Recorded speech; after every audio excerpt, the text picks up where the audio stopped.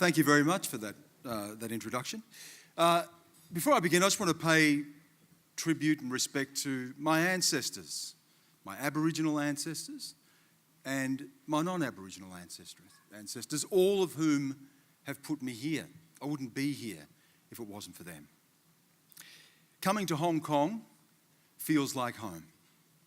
We know that home lives in our memories. In just the last 48 hours, my wife and I have rekindled those memories. The train from the airport to Central, a taxi driver who can't decide whether to accelerate or brake, or do the same at the same time, the taste of roast pork that's been hanging in a window for far too long, an egg tart with bitter coffee and condensed milk, the sand at the beach at our old home in Shek O, and dinner with our friends last night at our favourite Thai restaurant there. Walking through Shek O, the years just fell away. It's been 12 years since we left, but it felt like I could just put the key in the door of our old home. I expected to see one of our boys come running around the corner barefoot. The old upturned boat that we used to lean against at the beach is still there in its same spot. We got our family dog there. My son brought her home from the beach. I didn't want to keep her, but she jumped up in my lap and she's been with us ever since. She's old now and she's getting slower and she's not well. And I know she won't be with us that much longer. And when she goes, another precious memory will slip away. Last night at Shek O, I saw another dog that looked just like her, the same breed. It felt like I could just call out to her and take her home. Connections, memories, these are the things that last when our careers, fame or glory or riches are gone. When our health fails and we get old, these are the memories that will measure our lives and tell us whether it was worth it. There are other memories, other homes, exploding fireworks with our boys on a bone-chilling, cold Beijing night, watching them play rugby in the desert in Dubai, the coffee shop I used to go to with my daughter in London that served the best chocolate cake I've ever tasted. I have lived a life in the world. As a journalist, I've been fortunate to report from more than 70 countries. I've seen the world turn around me, from the death of Princess Diana, the handover of Hong Kong, peace in Northern Ireland, war in Iraq and Afghanistan, into the secret world of North Korea, and of course, the abiding story of my life, watching China change, watching it reclaim its place in the world to the point now where it is emerging as the most powerful nation in the world.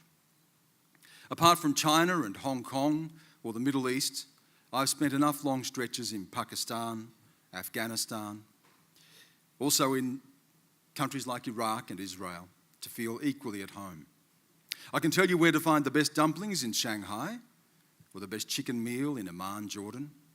I can help you buy a guitar in Kabul or watch a movie in my favourite little art cinema in Tel Aviv. I count among my dearest friends, colleagues from Iran, Pakistan, Iraq, China, Canada, South Korea. All of this has shaped me. It's given me a glimpse into a world I could barely have imagined. I've had many homes, but still I know there is only one place that I'm truly from. For me, that is Wiradjuri country in central western New South Wales. It's my father's ancestral land, where I was born, where I was raised, and where I will return when I die. My family has seen countless millions of sunrises. I am as old as humanity on our continent. I am Australian. There is no other place on earth where I could come from. I could only have been created there. My DNA traces the very history of this land. I am both ancient and modern. My bloodline connects to the first footprints on our continent. My name, Grant, was shipped there in chains. John Grant, an Irish rebel, banished forever from his home, transported to that new penal colony.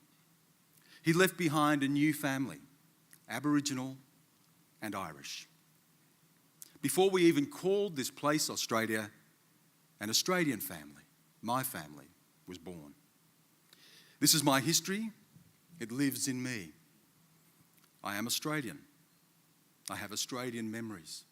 Memories that I'm sure other Australian people here in this room will share with me. Sun-scorched days at the local swimming pool, sticky orange ice blocks, those sunny boys you might remember from as a kid, backyard cricket, broken bicycle chains, hot chips and vinegar, warm milk at recess, old ink wells on our desks and wet wool jumpers and frost-cracked fingers at football training on a winter's night. I am Australian. I have Australian history. Captain Cook, the First Fleet, convicts, Blaxland, Lawson and Wentworth, Burke and Wills, Merino sheep, the Gold Rush, Gallipoli, the Great Depression, Menzies and Gough. But I have other memories too, and they're also Australian memories. A dirt road on the outskirts of town that we called home, mangy dogs and broken glass, my father's stab wounds, my mother's poems that told us the story of children taken away and welfare men, and far too many funerals of people who died far too young.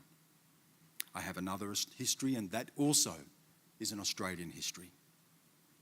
The story of Bennelong, a man who sailed from Australia to England and met the King. Pemulwuy, a man who fought the British when they arrived in Sydney and led a war of resistance against the settlers. Truganini, who was called for many years the last Tasmanian, the Black Lion in Tasmania where people were rounded up.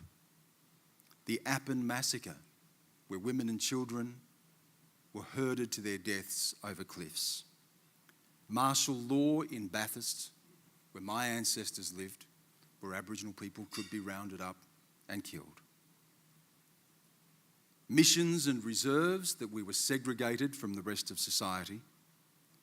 The day of mourning in 1938, when a group of Aboriginal people on this day, Australia Day, stood on the steps of a building in Sydney and said that they wanted to be citizens of this country. No blacks allowed, and the Freedom Ride that allowed swimming pools and cinemas and hotels to open their doors to Indigenous people. This is me, all of it. I am all of this. It is just our history. But now it feels more like a battleground. It's as if this day, Australia Day, must pit my ancestors, white and black, in some conflict without end. It is a fight with myself that I can't possibly win. I wonder what I'm supposed to forget.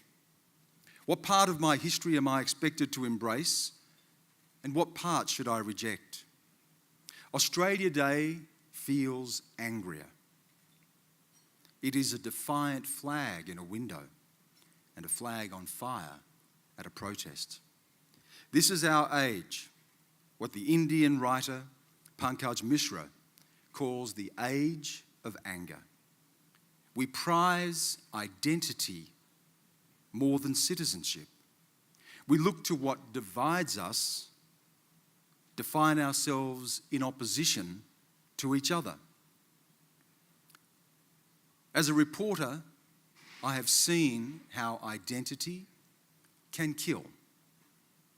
Think of the conflict between Hutu and Tutsi in Rwanda. Think of Hindu pitted against Muslim in India and Pakistan, Palestinian and Israeli, Catholic and Protestant in Northern Ireland, the internal Muslim blood feud between Sunni and Shia. Identity spawned in history and nourished on violence can exert a deadly hold. The Indian economist and philosopher Amartya Sen has warned against what he calls solitarist identities. He says it can be a good way of misunderstanding nearly everyone in the world. When we divide ourselves, he writes, our shared humanity, our shared humanity, gets savagely challenged. At its worst, the politics of identity appears to me like a line from Franz Kafka, a cage in search of a bird. A cage in search of a bird. It is rigid and conformist. It is policed by self-righteous moral and political guardians. Identity has its own orthodoxy and imposes its own tyranny. History is the breeding ground of identity politics. This is history as betrayal, a narrative of loss and inheritance robbed. It is feeding the resurgence of global populism, from Donald Trump's pledge to make America great again, to Vladimir Putin's lament for the lost Soviet empire, or Xi Jinping reminding the Chinese people of 100 years of humiliation by foreign powers. The history of loss and the history of vengeance. The American political scientist Mark Liller has condemned the growth of identity politics as a cancer on democracy. He fears that we are sacrificing the idea of a shared citizenship. He's written a book about it, The Once and Future Liberal, despairing at how, he says, identity liberalism has banished the word we to the outer reaches of respectable political discourse. Liller says it is a disastrous foundation for democratic politics. America, he says, is in a moral panic about racial, gender, and sexual identity. It impedes progressive politics becoming a unifying force. Liller believes that this obsession with identity politics cost Hillary Clinton the presidency. Remember her comment about the deplorables in America. He says it helped propel Donald Trump to the White House.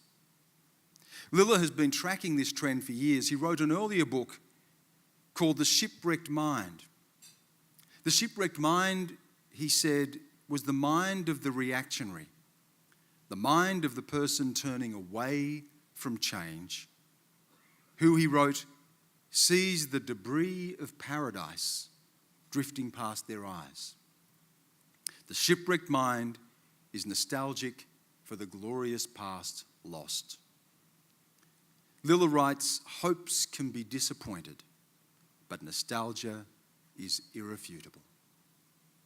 The shipwrecked mind is the political Islamist, the European nationalist, the American alt-right fascist. It covers the political spectrum. It is there on the right, conservatives standing in front of progress or change and yelling, stop. It is the lure of Pauline Hanson's One Nation that grieves for some old Australia that either never truly existed or is better left in the dustbin of history. And it's there too on the political left, those who endlessly litigate the past, those who today, Australia Day, are blinded by the darkest parts of our history and cannot also acknowledge how far we've come. I have seen the worst of the world, where children strap bombs to themselves in the name of identity or history or religion. Australia is not that. I thought of these people when reading The Economist magazine in December last year. There was an article that probed the rise of this identity politics and resurgent nationalism and separated the world into two columns of people, altruists and narcissists. Politics, it wrote, has become a form of civil war. Everything boiled down to loyalty. Which side am I on? Here's how The Economist categorised the two groups. An altruist looks to the future. A narcissist rakes over the past. An altruist is positive sum. A narcissist is zero sum. An altruist shares and a narcissist excludes. Altruists work together, narcissists gang up. Altruists are united by values. Narcissists are united by race and culture. To an altruist, opponents complement you. Narcissists, opponents are traitors. We know these narcissists all too well. They are leading the resurgence of populism around the world, and they are the most successful politicians of our time. History is the pulse of populist identity politics, the history of betrayal, the narrative of loss, of being robbed of some inheritance. This history looms over the present, obscuring progress. There is just the past, denying the present and denying the future. It is the history of the apocalyptic imagination, a history that is nothing more than the memory of defeat, destruction, and exile. This is also my history. It is the story of invasion and dispossession in my own country, racism and segregation. These are the stories that have been passed down through generations of my family. I was raised on these stories, painful stories, and they left their mark on me. History is where we locate ourselves, the foundation of identity, for good or ill. It's been said that looking at history can take one's breath away. I admit to the choking feeling of living with the burden of the past. For too long in our country, it was a past denied or silenced. The great Australian anthropologist Bill Stanner in the 1960s coined a phrase for this. He called it the Great Australian Silence. The Great Australian Silence. He said it was a cult of forgetting practiced on a national scale. My family lived in that silence. It's the silence that did not tell us of the Wiradjuri Wars of Bathurst, how the British imposed martial law, sent out raiding parties to capture Aboriginal people. The Sydney Gazette, reporting on that conflict in the 1820s, called it an exterminating war. An exterminating war. Too many of us still don't know that story. It did not tell of a warrior named Windradine who fought the British to a standstill. And finally, he led the remnants of his people on a trek over the Blue Mountains to meet the governor. The newspaper reported that he wore a straw hat, and written on the brim of that hat was the word peace. That is an Australian story. That's an Australian history. Not just an Aboriginal story or an Aboriginal history. It is all of our history. As a nation, we preferred to look away, but no longer. On January 26, we reckon with our history. We have pierced the silence, and we are better for this. It is important to remember, but here's another thought. Is it also important to forget? It's been my struggle, the struggle of all of us, the struggle of people everywhere to move beyond the chains of history. Not to ignore it or airbrush the worst aspects, but to lift the weight from our shoulders. I have no desire to be bound to a history of misery, and even less desire to revel in it. In his 2017 book, In Praise of Forgetting, the journalist and philosopher David Reef warns, thinking about history is far more likely to paralyse us than encourage us. He says we risk turning history into a formula for unending grievance and vendetta. And these are the hard questions that we ask ourselves on Australia Day. What does it mean to call ourselves a nation? Even for us here in Hong Kong, even for me living far from my country for so many years, What was it that made me call myself an Australian? I never truly felt like an Australian until I left. Until I met other Australians in other lands and I realised that there was something unique about us. That despite the division of our history, there was something I could recognise in another Australian. I didn't feel like an Australian until I no longer lived in Australia. The French historian Ernest Renan was grappling with this idea of history and identity more than a decade ago, more than a century ago, rather. He wrote that nations seek a collective identity. A nation, he wrote, is a soul, a spiritual principle. But how to form a nation out of the conflicting stories of our past? Renan urged us to look beyond history. His words are an antidote to today's obsession with remembrance. Forgetfulness, he said, and I would say historical error, are essential in creating a nation. We do that all the time. We choose the stories that tell us who we are.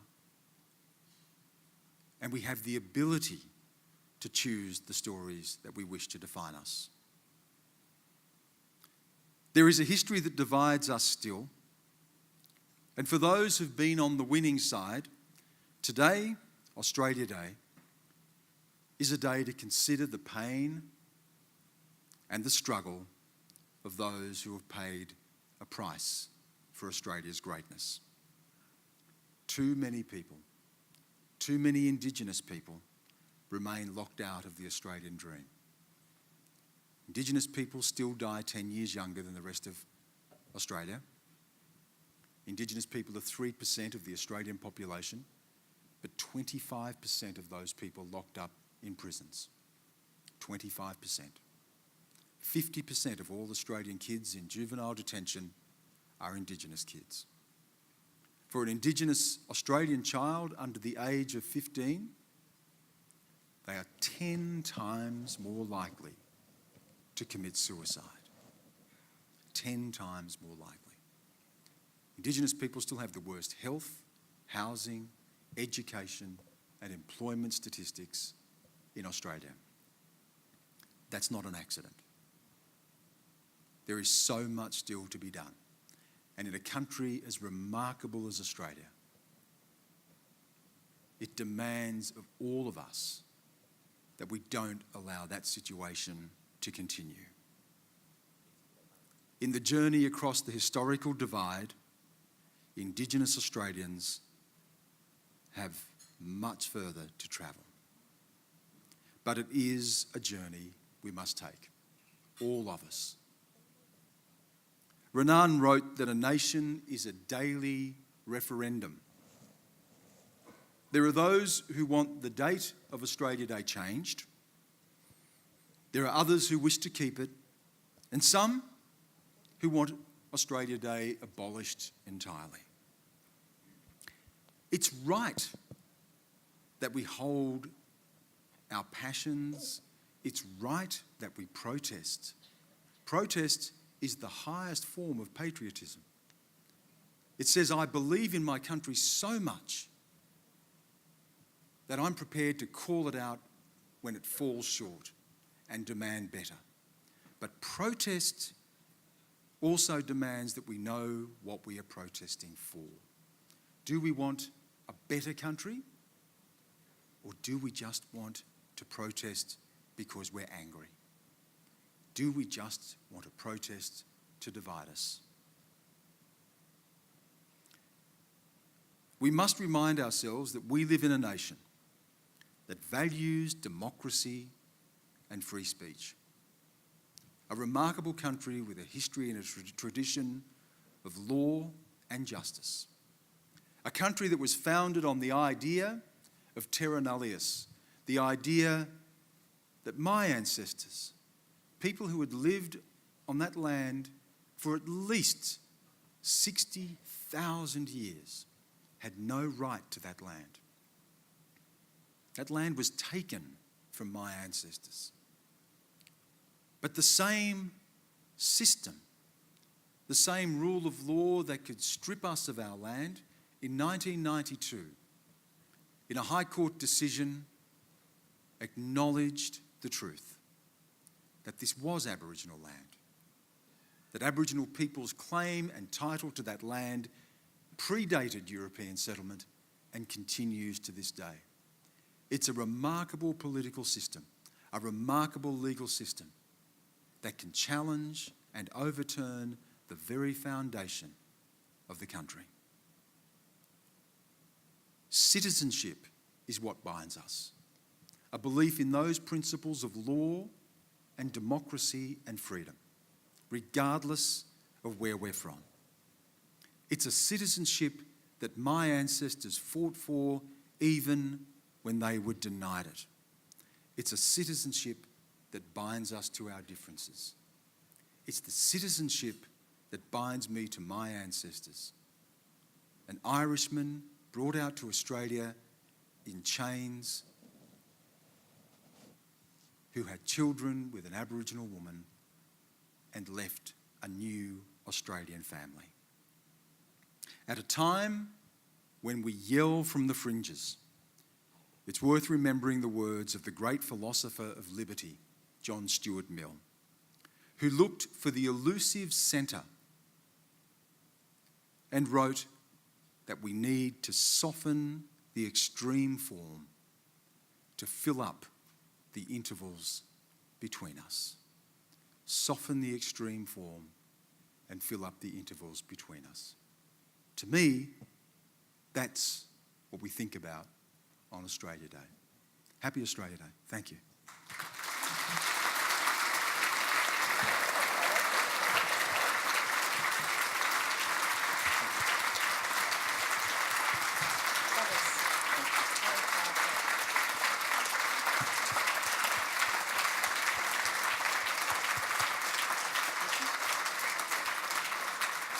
That was indeed very powerful. Thank you, Stan. Thank you. He's very kindly agreed to take questions. This is a rare chance to talk to Stan. Do we have some questions, please? I'm sure you have lots. Someone's pointing down here. Yep. Yeah, Andrew. At the back. At the back? There you go. Ah, yes. Hello, my name is Ross. I'm just wondering, do you have a Wiradjuri name? We do have a Wiradjuri name, yeah. My family's name is Wongamar. It's a name that's passed down from one, usually the oldest male to the next one in our family line. It's an interesting story to that, actually. John Grant, who was the Irish convict who came to Australia. It's a remarkable story. He was an Irish rebel. He fought the British in Ireland. His brother was executed. His mother and sister also hanged. And he was banished to Australia for life. He eventually got his freedom, and he had enormous tracts of land throughout Western New South Wales. When he died, he was the wealthiest Irish Catholic in the colonies. But he left behind an Aboriginal family, as well as his European family. And he left behind a plaque, a brass breastplate, to Wongamar, the king of the Merriganari. The Merriganari was the land where my ancestors lived. Wongamar was effectively his father-in-law. It was his daughter that he'd had my great-grandfather with. So we do have a family name, and it connects us to a place, and it connects us to a time, and it connects us to a heritage that is both Aboriginal and also Irish. Thank you.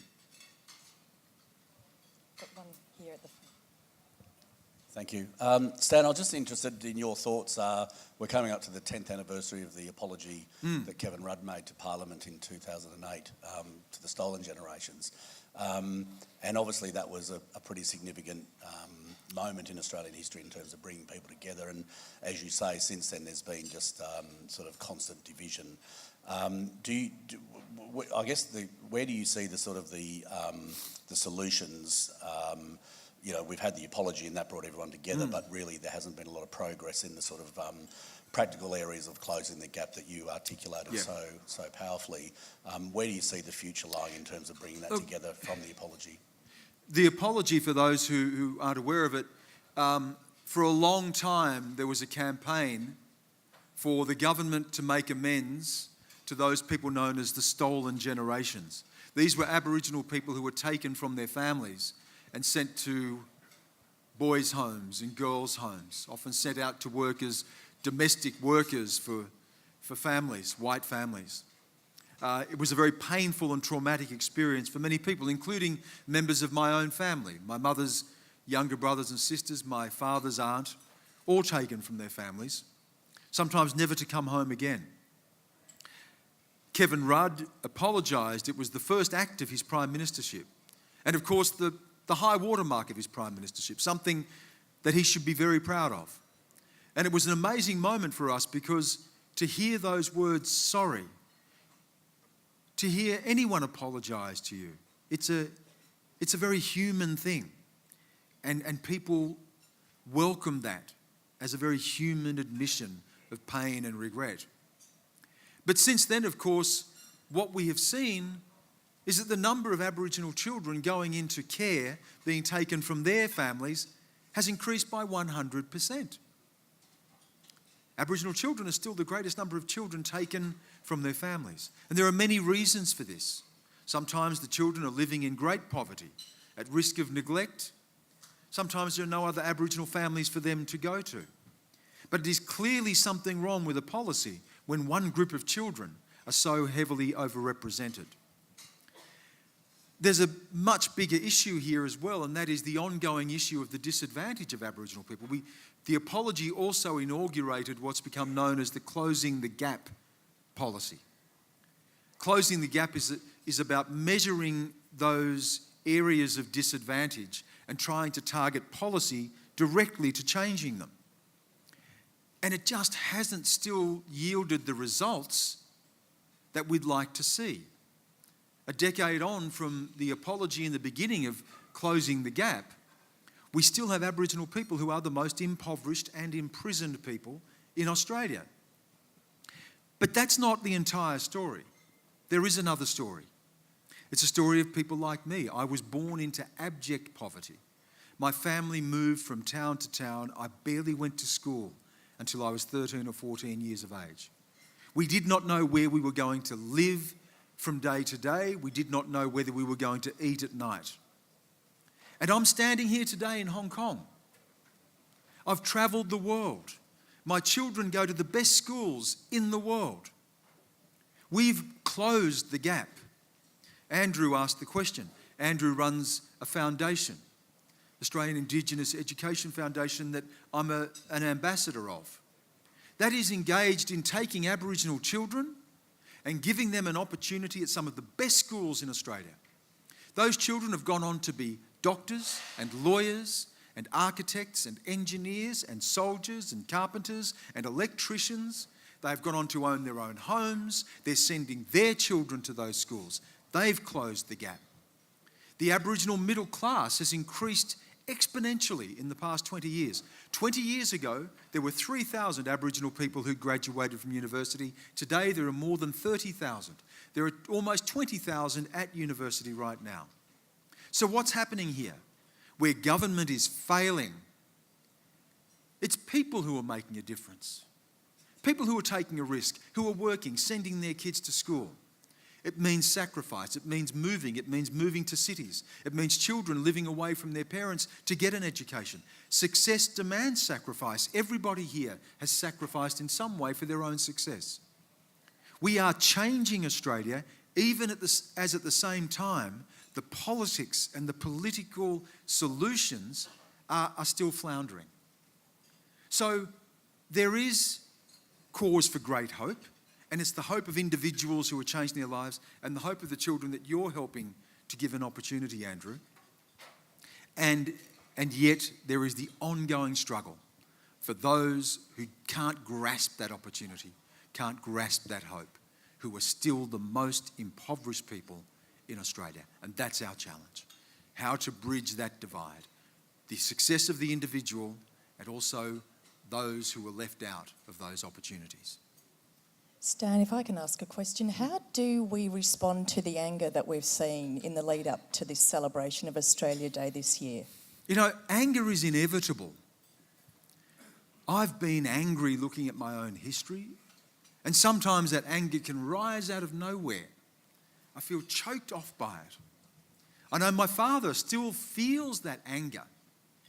When you've experienced what he's experienced in his life, it's entirely understandable. But it's our challenge, isn't it, to rise above the anger. It has to be. It has to be. The danger is if anger is allowed to fester, it leads inevitably to conflict.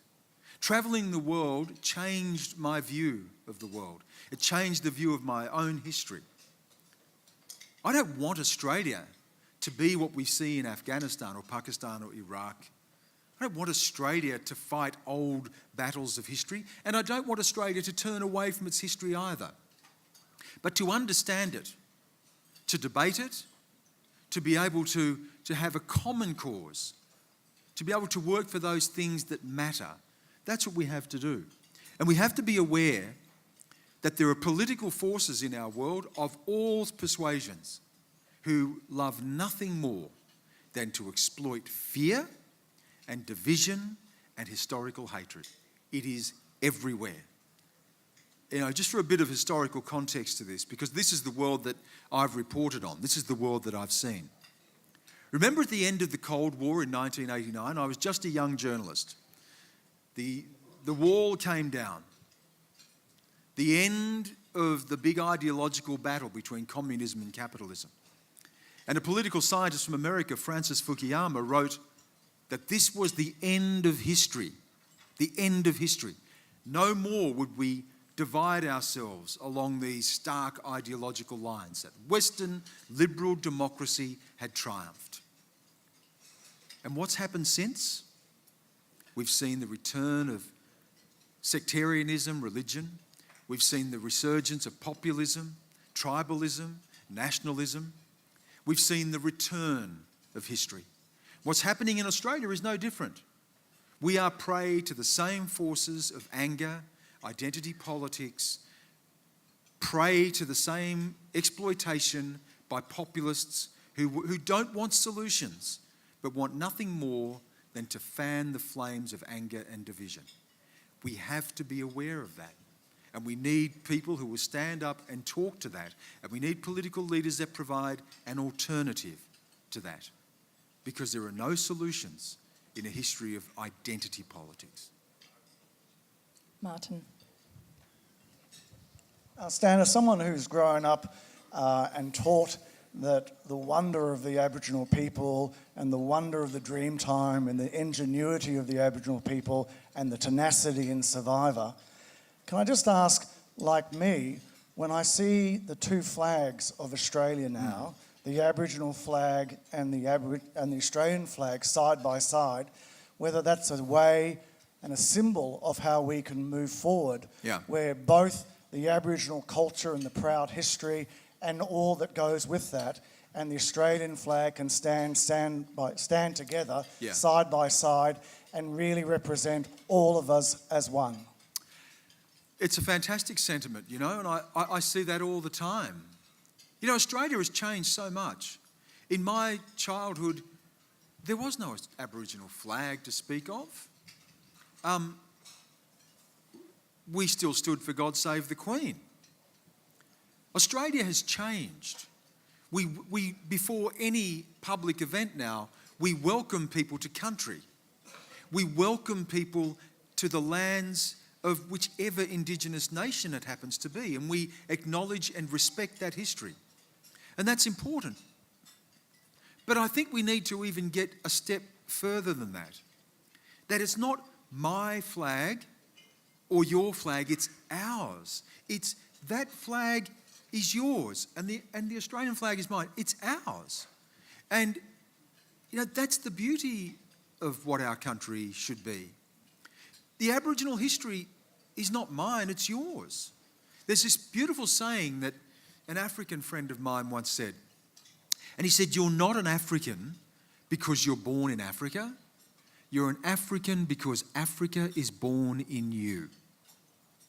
You're not an Australian because you're born in Australia. You're an Australian because it's born in you. I have no greater claim on that country than you. You know, my ancestry attaches me to both sides of Australian history. It's all of our story. And when we start to imagine that, when we start to say that the Aboriginal dreaming is as important to us as the Australian Constitution, that those things belong to all of us, we no longer have to see ourselves in opposition to each other. That's what we hope to do. It's the journey towards that that's proving so difficult. Question here. Hi Stan, thank you for your very powerful talk. I think it's, as a keen student of history as well, reconciling different points of views is a real challenge. And just out of interest, I've been reading a lot of Indigenous history recently, and I'm keen, as part of my sort of exploration, to hear your view, because as I understand, there was a lot of conflict in pre-settlement time, and there's a lot of history of tribes completely wiping out other tribes, taking over other people's land as well. Just as a guide for myself in sort of exploring that, what is your view on sort of that history pre-settlement or invasion? You know, sometimes, again, it's this politics of identity that's formed with... It's the shipwrecked mind that I mentioned in the speech that Mark Liller has talked about. And the shipwrecked mind always imagines that there was this perfect time. There was this utopia. There was this time when everything was the Garden of Eden, you know. And I think for some Aboriginal people too, they imagine that before contact there was just this world of peace and abundance. And we never had any conflict, and of course we did. Of course we did. We're human beings. To deny that would be to deny our humanity. My people, the Wiradjuri people of New South Wales, we are the biggest tribal area in the eastern states.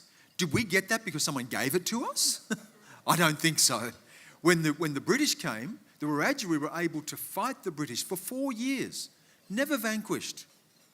They had a military strategy that met the British on the battlefield because they'd been fighting for thousands of years. You know, this idea that you can create a year zero, it's the old fascist idea, isn't it? You create history again. The world begins again, and everything that happened before that is obliterated. This idea that there is a perfect time, it's ridiculous. You know, and I think when you start to look at history in that way, you cease imagining that what happened to me is unique. It happened to everybody. The history of the world is a history of conquest and conflict. Wherever we have gone, there has been a contest for land and ideas and politics and money and water, resources, food. That's who we are. But beyond that, there is something more, and that is, as a species, we find ways to work together. That the desire for peace and the instinct for empathy is greater than the instinct for violence. Otherwise, we would not be here today. Something still stops us pressing the button. Trump and Kim Jong-un may say who's got the bigger button. Something still stops us. Something stops us. We've endured shocking conflict in our history, but humanity finds a way through. I think it's the same thing with us. There was conflict before, there was conflict after. And today, on Australia Day, we should look at all of that. That's our history. Do we have any other? Michaela, Consul General, has a question. Thank you. Well, thank you, Stan, firstly for such an extraordinary, genuinely moving, heartfelt but persuasive, really thoughtful, extraordinary speech. I can't think of a better speech on Australia Day, so thank you. Very genuinely moving. But here you are in Hong Kong, and part of your extraordinary personal history is actually a huge amount of time spent in Asia. Yes. And thinking about China. Yeah. And thinking about Australia and China. So can we put that thoughtful mind, you're somebody who's obviously really thinking about things, and I can't think of a more important time to be thinking about Australia and China. Very good. And hear what you have been thinking about Australia and China Yeah. and what our relationship holds for the future. You know, that's a defining story of our times. You know, I remember when I was working in China and interviewing Hillary Clinton, actually, when she was Secretary of State. And she said, I remember her saying, you know, how do you say no to your banker? You know, China holds right now it is the greatest international holdings of American foreign reserve. You know, it is by some measures already the world's biggest economy, and by all other measures on track to become that. It's a nation whose military, while still far below the capacity of the United States, is rapidly closing the gap. This is a country that, in my lifetime, struggled to feed itself. Remember the days when China was known as the sick man of Asia? I remember watching as a boy on television the images of the Cultural Revolution and Mao Zedong. And you look at what has happened in China in such an extraordinarily short amount of time. It's the Industrial Revolution on fast forward. And they're dealing with all of this. They're dealing with massive social change in their own country. They've moved from being a rural nation to an urban nation. The Confucian social order is undergoing change. They've moved from it to becoming a middle-class nation. There are greater demands on the politics of the country, and clearly greater strains on the ability of the Communist Party of China to be able to hold on to that one-party rule. It's a high wire act. History tells us this can't be done. History tells us the richer we are, the more democratic we become. We've seen other empires fall apart, not externally, but internally. And they're the challenges that China faces. But China is remaking our world. And for a country like Australia, it asks really hard questions. China is our single greatest trading partner. But the United States is still our single most important strategic relationship. It is the relationship with which we share the greatest shared values. And we have to manage to balance that. I think Australia plays a really unique role. There are lots of questions about the American place in the world. There are questions about whether we're entering a post-American world, whether America, and Donald Trump has said this, America is not necessarily going to be the world's policeman. At the same time, China is filling that void. As America withdrew from the Trans-Pacific Partnership, China ramped up the One Belt, One Road. Australia, against the instruction and advice of the United States, against the urgings of the United States, signed up to the Asian Infrastructure Investment Bank. We are making our own decisions. The challenge for Australia is how to hold on to both of those relationships. The strategic relationship with the United States, where we are linked by values, and the relationship by China, which is much more transactional, but increasingly a personal and human one as well. And we see this in the room today with people, Chinese people who are Australian, and the connection between the two countries. The pessimists believe that we are heading for conflict. And sometimes that can be really persuasive. I think what China has shown, though, despite those fears, and despite coming from a system that is so different to ours, it has shown that it is also prepared to abide by and sign up to international norms. It does sit on the UN Security Council. It is a member of the World Trade Organization. You know, we did hear from Xi Jinping last year at Davos talking about being one of the leading now this world of globalization and interconnectedness. It's that connectedness that is going to be able to decide whether or not we lurch into conflict, or whether we can marry the rise of China with the global world order. We still don't know. But Australia is right at the centre of that. And that's a really crucial position for us. A small country, a medium power, but in a position to be able to exert real influence and potentially build a bridge between the two great powers of the world, our strategic partner, the United States, and our great trading partner, China.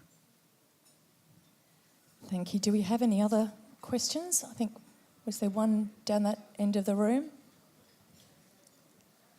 I have a question, Stan. A little bit cheeky, but you've yes. talked about leadership and perhaps the absence of leadership and the rise of populism. Have you considered a career in politics? Oh, yes. This is the inevitable question. I get this a lot. But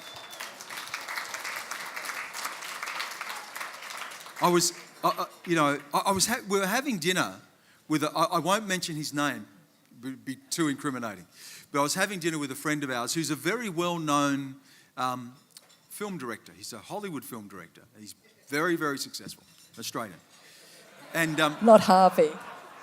And we're having dinner at his house over Christmas, and he stood up at the dinner and sort of, there are other people there, and he tapped his glass and said, I just want to say, I put on this dinner for Stan and Tracy to come tonight.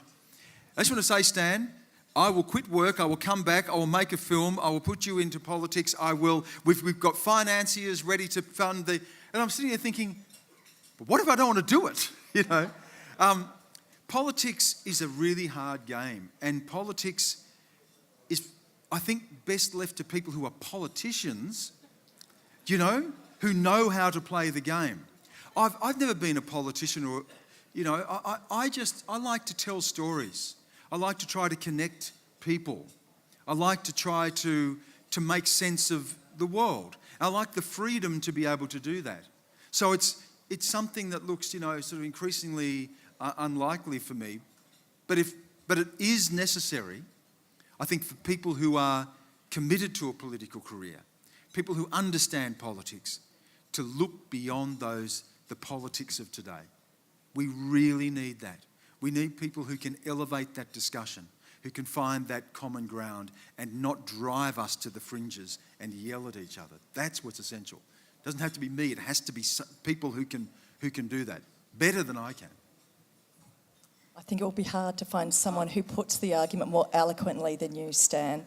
I think if there are no further questions, it's been an extraordinarily powerful speech. Thank you, Stan. Lots of food for thought and lots of hope.